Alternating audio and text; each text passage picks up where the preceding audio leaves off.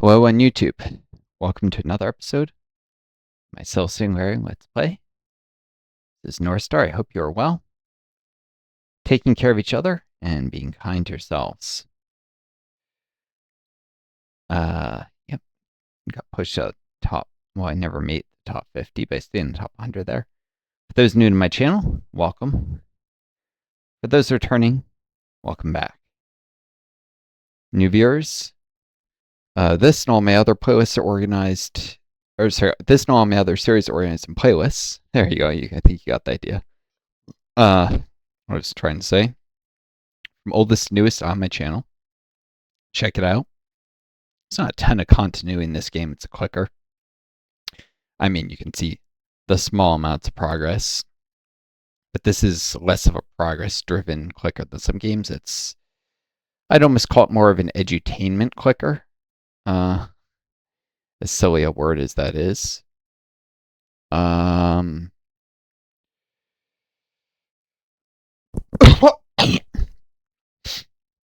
do pick up occasional badges and make it through chapters of stuff.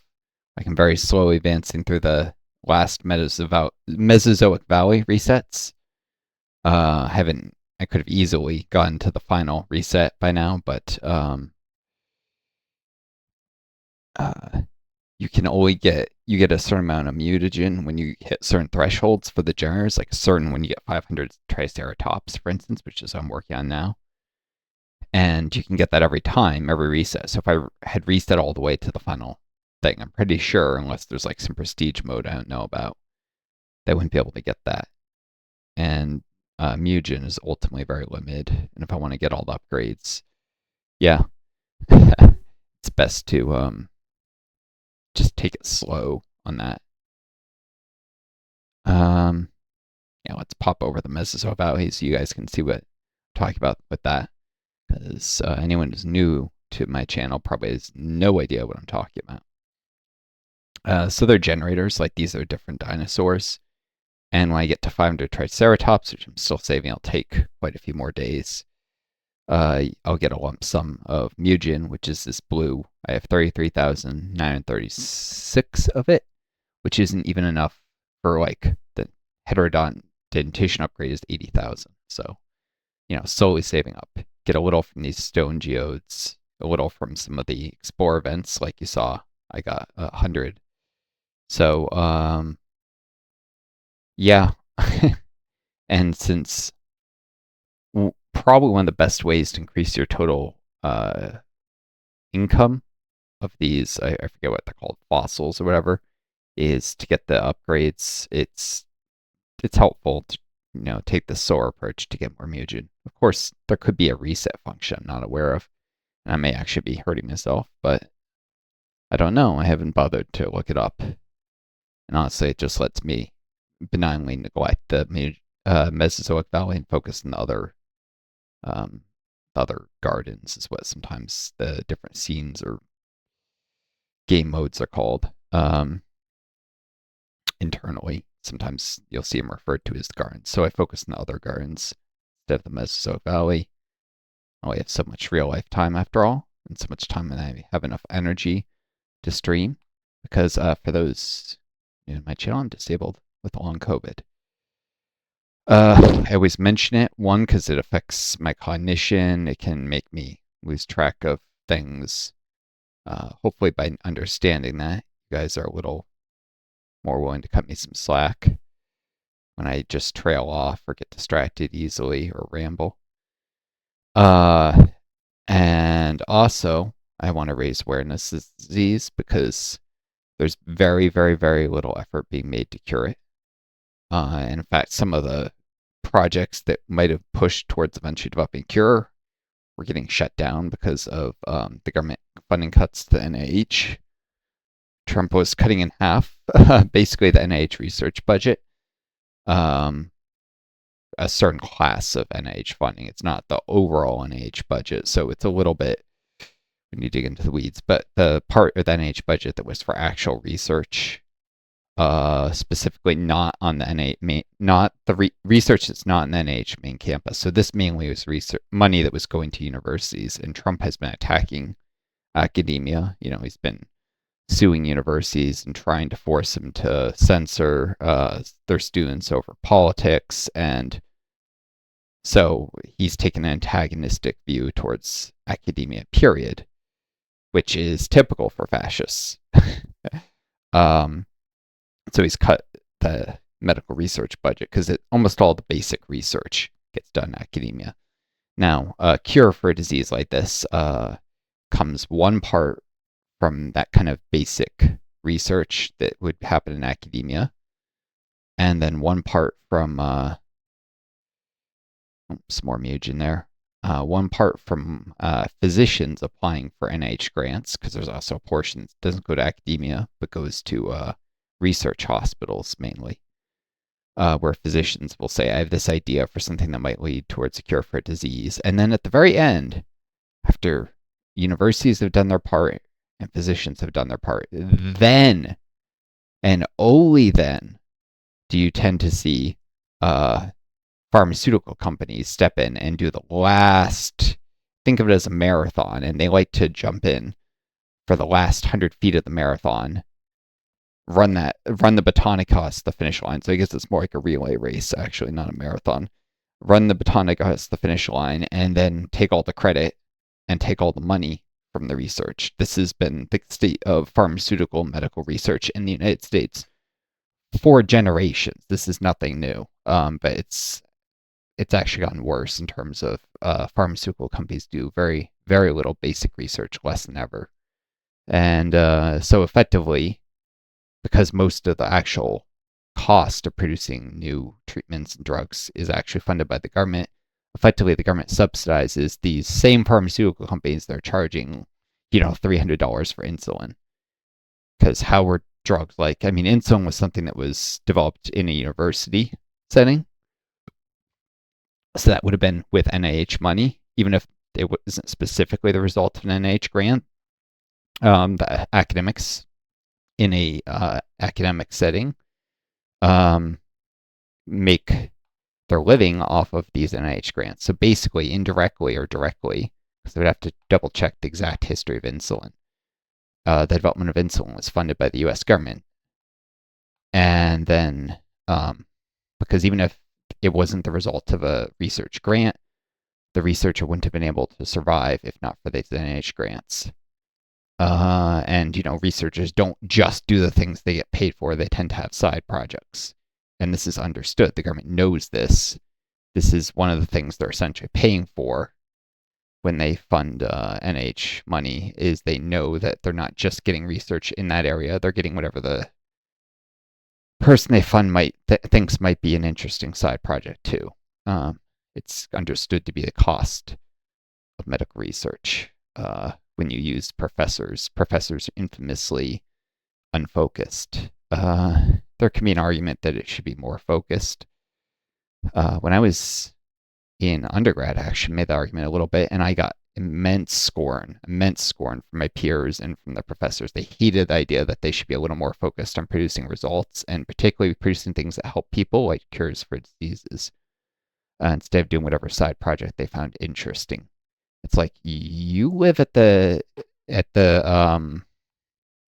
behest of the taxpayers. They're covering your costs for your nice houses you're living in, because this was a very good research university. So some of these professors, between the NIH grants and the universities paying them very well for teaching more than it was justified just to get the best talent. It's like, and talent defined often in terms of academic research, publication history. So it's like, you're living at the behest of the taxpayers. You could not survive without taxpayer money. And people are putting their blood, sweat, and tears into this tax money that are struggling just to survive, living paycheck to paycheck. Yes, you should absolutely be focused on actually developing cures for diseases.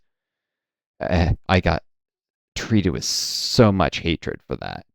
But then eventually, some people came around to like, okay, well, we'll shove them off to, we know some people at this medical school that has a PhD program, and we'll make them one of those people, the PhDs at the medical campuses, which are looked down on by the basic researchers, even though their research is more useful because the pipeline is actually PhDs in academia, PhDs at medical campuses who split their time between often teaching medical students and doing research in hospitals, but they're not physicians always. Sometimes they are. Some of them are MD, PhDs, and I would have eventually I say I wanted to be a doctor. So if I had done that, I would have eventually become an MD, PhD. And then it goes to the MDs who aren't MD, PhDs, usually do even more applied research. And then at the very end, as I said, the pharmaceutical medical device companies jump in and take all the credit. And I've also dealt with in my personal life with trying to date and stuff, young women who work at these pharmaceutical medical device industries. I try and explain this to them, and they don't want to see it. They want to see because often people in these industries get ridiculously large paychecks, and they want to believe that entirely they deserved it, and that there was no one else, because people in academia, people at the hospital settings don't get paid nearly as well as the people in the pharmaceutical industry, even though they could not do the work they do without them. Of course, the people in the pharmaceutical industry have a lot less leeway to just do side projects they're interested in, so one gets a higher pay rate but has to remain focused. The other gets a lower pay rate but can take on side projects. Anyways, enough explaining that. I hope it's educational for those who know nothing about how medical research actually happens in the United States, which is probably most of you if you're not from a biologist, biomedical research background like I was. I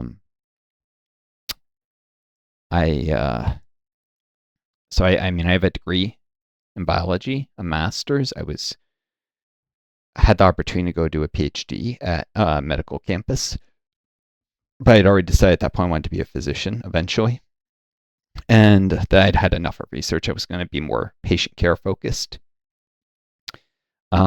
And if I did a PhD, that's a lot of years of school, and so I figured I'd do a master's, be shorter, and then I'd hopefully go off to med school right after. Except should have realized med schools are obsessed with straight A's in undergrad, and the place that undergrad didn't do great inflation at the time. I mean, they've since caved on that front, as I understand it. The average GPAs are much higher than I went there, and it's not that the students are much smarter. I don't think, but I could be wrong about that. But where most places are doing great inflation. But anyways, med schools are obsessed with having straight A's and tons and tons and tons of clinical hours and volunteering. And it's easier to get those clinical hours if, say, you're from a rich family and rich families hang out with other rich families, and then they know the doctors in their community. I mean, doctors practice in poor communities, but they often live in richer ones because physicians are usually at least upper middle class. Sometimes they're from very wealthy families. They don't pursue medicine for the money. They have the luxury of not caring about money because they're from rich families. But anyways, there is a certain elitism to who gets to be a physician in the United States.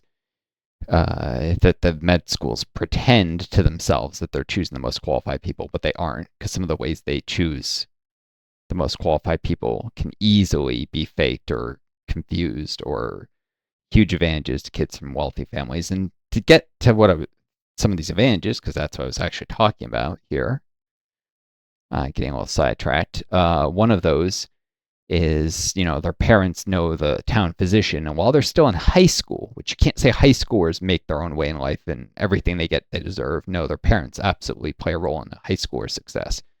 While they're still in high school, they get the chance to shadow these physicians and volunteer, help out in their office, or even get a paid job as a secretary in a doctor's office. And they don't get the job because they're the most qualified applicant. They get the job as a favor to their parents. And also, if you're from a wealthy family, you get told over and over, oh, you could be a physician or a lawyer, all these high-paying jobs. It's just, that's in reach for you. I grew up one foot in the door of wealth and one foot in the door of poverty. Specifically, everyone's heard the phrase novo rich, like people who newly become rich. I would be novo poor. One of my parents was from old money and the other was from new money. But because they got divorced and because they destroyed each other's careers when they got divorced by bad-mouthing each other, and because my mother developed some kind of psychoses from the stress of the divorce, honestly. And I was raised by my mom. The result is that I grew up incredibly poor, even though my mom was from a very old money family, and also people in the family didn't send any her way to help because they were kind of selfish people. Not that she necessarily deserved it, but they had so much they could have sent some help without it hurting them hardly at all because they were rich. Of course, she'd also pissed off some of her relatives. Uh, she's a very disagreeable person, my mother. But anyways, so I grew up mother from old money, father from new money. Uh, got a lot of help from his dad, but he never turned around and gave any help to me. In fact, went back on commitments that are very minor. Like after I finished grad school in a rural area, he promised to help me move back to where around he lived, where there were jobs in biotech near a big city. And then he went reneged on that promise and didn't help me. And he'd been like, "You don't want too much student loans. You don't want too much student loans." So I worked during grad school in my master's, but put the money into just borrowing less than student loans and, paying rent and paying tuition. And so I had almost nothing left in my bank account when I graduated. And then I didn't get the help promised to move across from the Midwest to a coastal city with a lot of money and a lot of biotech. And I couldn't afford to move to an expensive area where rent was high like this out of my savings because first class security broker's fee is very expensive. And if you don't have a car, which I didn't because it didn't make sense when I was in grad school, it was cheaper not to. It's even more expensive because then you have to either ship your stuff or drive a U-Haul across the country, which the fees for that they charge per mile can get extortionate. So I couldn't move, and I ended up having to apply for local jobs in an area where there were very few local jobs, and eventually I wasn't getting anything. Employers kept thinking I was overqualified. Eventually, I removed my master's degree from my resume, and when they didn't see the master's degree, a few of them started interviewing me, and then even of course then they'd ask questions, and then once I already had my foot in the door, I'd explain I had a master's degree, but I was able to convince them I was desperate enough that I wouldn't just immediately leave when a better opportunity presented itself, because no better opportunities weren't to present themselves until I had some money saved up, and I managed to get an employer who probably still shouldn't have hired me because he wants someone to be around for years, and I did save up enough money in just 1 year to leave the area. So it was not in his interest to hire me, but he didn't know that, and I wasn't going to tell him that because he wants someone who would stick around, retention. Of course, this guy didn't monitor his business very well at all.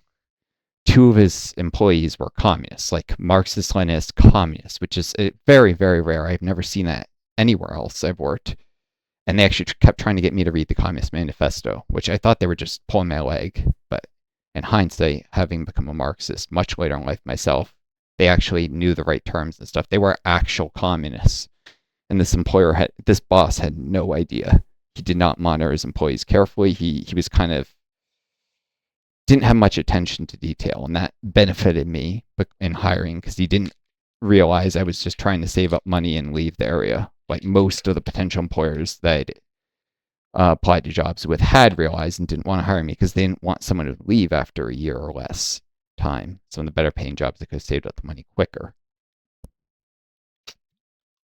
Although there weren't great job opportunities in the area, so there weren't many that were really better paying. But if I could have pulled more hours, or overtime or whatever, I lived very frugally to save up the money I did.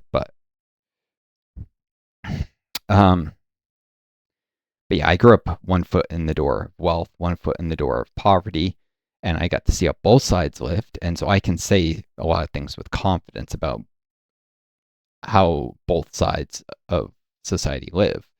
I saw the rich kids getting told, "Oh, you could be a doctor," because kids of the wealthy are automatically assumed to be more competent and intelligent than kids of the poor. I could see this because sometimes people think I was from a rich family, or I mean, I was technically from a rich family, but sometimes people know I was from a rich family, and other times people know that I was actually poor despite being from a rich family. And so I got to see how people treated me depending on what information they had access to. Um, but the people who knew that I was actually poor, that had a very house poor mother who was a little bit crazy and couldn't manage her finances well and had terrible credit rating and so on. Um, they treated me terribly, and like I would be lucky not to end up homeless someday. Whereas people who knew about her family's money, generational wealth, assumed that could be like a doctor, lawyer, kids from actually wealthy families, like grew up with money in a nice house. They would get these opportunities to like shadow the family friend physician, and they would be able to put the clinical hours they got doing this on their on the resume, on their application for med school, and even get these letters of recommendation from those doctors, which would often be better letters of recommendation than they really deserved. As a favor to the parents, these doctors would write excessively nice letters. In fact, it's not just in those situations. I actually did have a doctor who I eventually managed to impress enough to shadow when I was working as an EMT, and he did actually write an excessively nice letter. Or rather, I had a secretary write it and did a little revision at the end.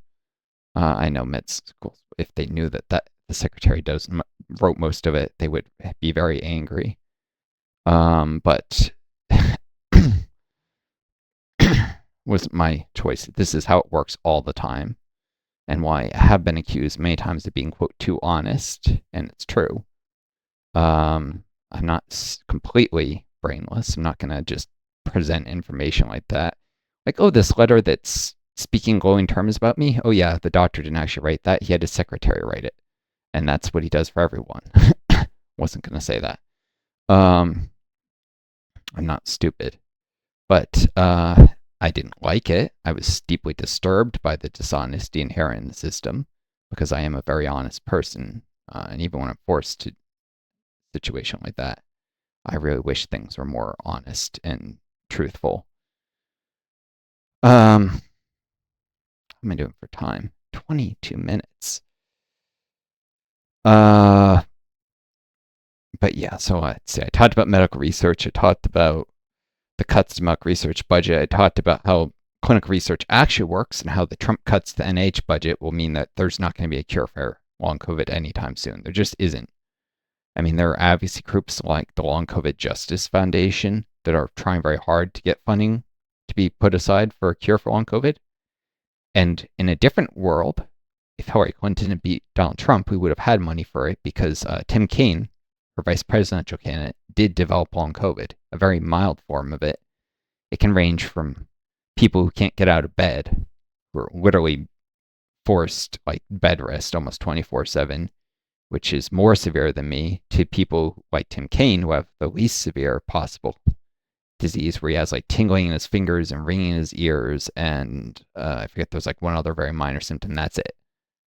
But he's going to have that the rest of his life. That's technically long COVID as well. They probably should divide the disease into multiple smaller diseases, but there's understandably a lot of resistance to that idea, including by people who would say, well, then the number of people who would be considered to have each disease be lessened, there'll never be a cure. And since the etiology, that's the complicated word for the cause of a disease, because the etiology is probably the same for the mild and the severe forms. Nobody wants to do that, understandably. No one wants to divide into a bunch of smaller diseases. They're really all one disease. Least of all the people are suffering from long COVID. But anyways, I mean, I could see a case for it, even though I'm suffering from it, but I'm unusual. Most people would say you're dumb. You don't want that. Don't, argue for that. So I won't argue for it too strongly, but I'm not convinced it's a great idea, the strategy that most people are pursuing. But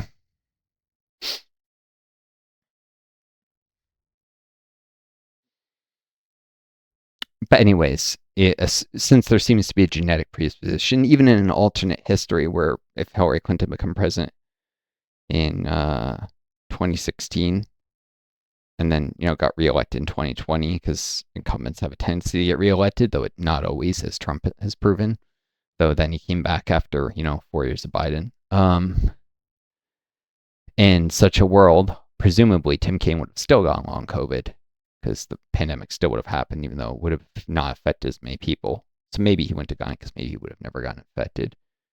And maybe in that world, we would have a ton of money put into research on a cure because the vice president would have had it in that case, and that would have made it much more high profile. Uh, and politicians have sway to get things that they're personally suffering from to get more research budget for it. Which is one more argument, by the way, to increase the size of the Congress, because then there'd be more diseases represented in Congress, and more likely that any given disease would be some congressperson's pet project because they'd be suffering from it. At least diseases that still leave you able to work.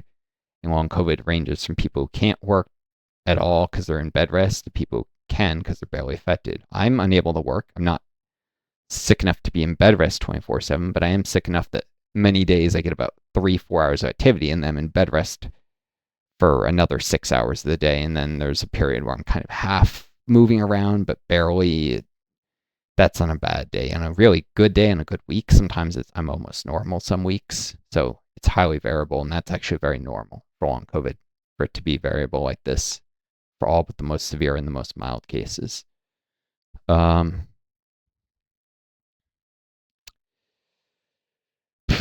yeah, the irony is I went and I did a special master's because I did eventually get to where their biotech jobs moved out of the middle of nowhere. Been out of the field too long though, so I wasn't able to get employment in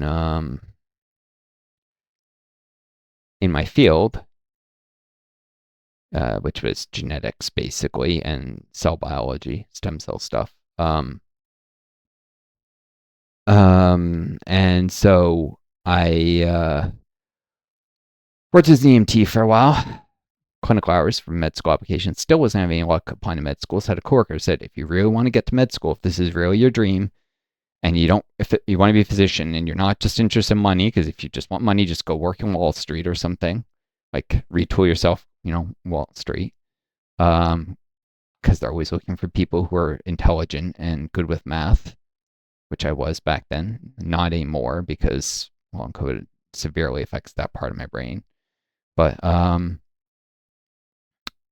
he was like, if you really want to become a doctor, apply to a special master's program. That's what I'm going to do. That's what he was going to do. That is, and I'm like, what's special masters? I've never even heard of it. And he explained, they're like, the graduate programs usually, they're usually master's degrees that are sort of a second chance. If you didn't get the grades, if you didn't get strong enough recommendations for whatever reason, you went through undergrad and you're still not having any success gained to med schools, you can go do a special master's, and they're designed to buff up your credentials for med school. In the case of the one I did, it actually took a portion of what physicians study in med school, and that was most of the curriculum, and then maybe some stuff that undergrads had seen before too mixed in. But because of most of it was what the first year med students do, or second year or whatever. The first 2 years are classes, mostly med school. So because a portion of it was drawn directly out of the curriculum that medical students handle, if you did well in the classes, it proved you can handle med school subjects, academics. In fact, some of the professors also taught medical students. So it was very much kind of like a side gig for them, in a way that the university could make extra money from these master's degrees. And master's degrees are often taught because of money. There's a financial incentive for schools to offer them. Whereas PhD programs are more often taught for reputation. Money factors into it. PhD students provide free research labor and TAing for very cheap usually. But they also tend to go further and do more impressive things than master students later in their career. And so there's a prestige factor for PhD programs that just isn't for master's programs usually. Which is one more reason I should have done a PhD instead of a master's after college. especially when people were pulling strings to go send me off to the medical school that had the PhD that was um, a very good program and could have done that and then still applied for MD programs. I would have already been a doctor, isn't a PhD doctor, but I would have been trying to. Um, and honestly, there's, even though they say they don't care if you have a PhD already, when you have to, welcome Dr. Such and Such, the interview, it's going to affect people, the way people think about you, even if they're trying very hard not to think about it. It's going to make them more impressed by you. And, doing well in a PhD program and having research publications from it, it almost certainly would have helped me more in master's. So I should have done the PhD. But I didn't, and I actually upset a lot of people by turning my back on that because they pulled really hard to send me off to do that PhD. Uh, After I'd upset some of these same people by advocating for research being more like applicable and focused on helping people, and someone come up with a bright idea that I didn't really belong in a pure academic setting. I belonged in a medical school setting, which is correct. They were correct about that. And yeah, I actually even went and sat with a bunch of accepted students to the PhD program. I was not an accepted student. I had not even applied yet, technically, but they already treated me like as accepted. And there was a lot of wink, wink, nudge, nudge. It was understood when I applied, I would definitely get in because strings are being pulled and people knew people. And applying was just a formality. And I had done a kind of unofficial interview with the guy who was high up in the program, and he was extremely impressed with my intelligence, which I thought was a fluke. But I have since, on multiple occasions, impressed other people with my intelligence, such as academic advisor when I was in my special master's, who said I was one of the smartest students he'd ever taught, because he also taught. So clearly, I regularly impress people with my intellect before long COVID. Nowadays, I don't operate at that level. I have no illusions. I sound like a dumbass, and I sound like I'm lying or bullshitting because listening to me talk, well, I still sound smart. I don't sound nearly as smart as I'm talking about having been, but that's because long COVID brings down my effective IQ by an enormous amount. That is, I don't operate at the insanely high level I used to. I still operate at an above average level in many ways, but can't work because of energy and because my memory is so impaired and because I tend to ramble because I can't focus. There's reasons why I still can't work with disease, but um, general intellect being too impaired is not one of them. It's impaired, but it's not impaired to the point that that alone would stop me from working. A lot of my functionalities are way below what would be my baseline, and yet they're still average or slightly below average or slightly above average, which was fun with the cognitive testing for Social Security that they put me through. And I happened on a really good day, and the only thing that definitively came back far enough below average they could say for sure was impaired was my memory.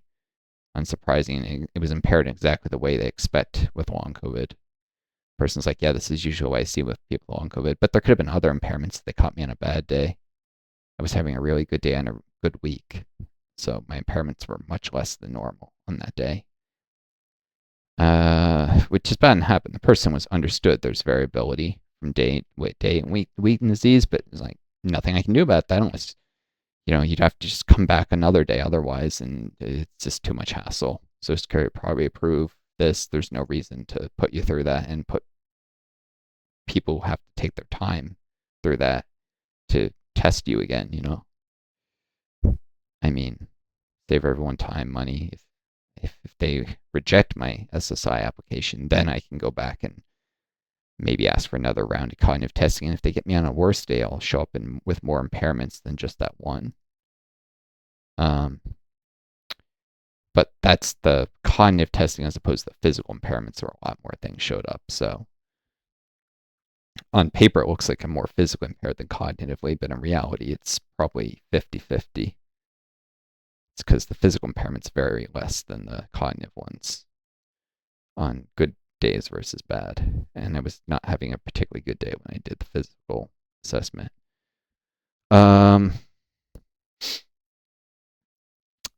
Anyhow, so long COVID, serious disease, needs research for a cure. The government's not putting the money. That doesn't mean there'll never be a cure because the United States is not the only country on earth. The U.S. neglects this. No other country on earth has the kind of money the U.S. does to put into research. But that doesn't mean nobody has no money.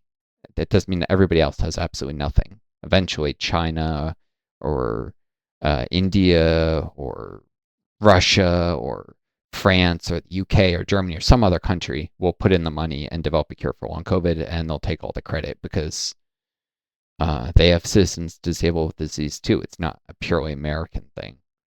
Although in some third world countries, I may be biased because I had a roommate from Latin America who was just a super conservative, probably a fascist asshole.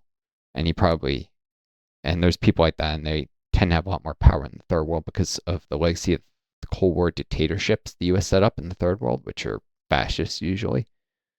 So a lot of countries are just pretending long COVID doesn't exist and now their citizens have it, but they do have it. It still exists, and people are dying homeless in some of these countries because they can't work and there's stable disease that the government refuses to even acknowledge as disease. Like, what Trump would call a shithole country. I'm not gonna even name all I don't know, Ecuador or Colombia or wherever. If I name it, and it's of course it's gonna be a country that is actually good on long COVID. So don't take that to be actual country list. I'm just saying there are countries like that, without naming names. It's actually more pronounced in Africa. In Africa, there are recorded cases of people dying with long COVID because the government provided no help for them. Um, all right. Well, anyways, I wish you all the best. Viewers, take care of each other, be kind to yourselves, and may you always find a guiding star to lead you home. Till next time, it's Northstar. I do. Best luck to you all.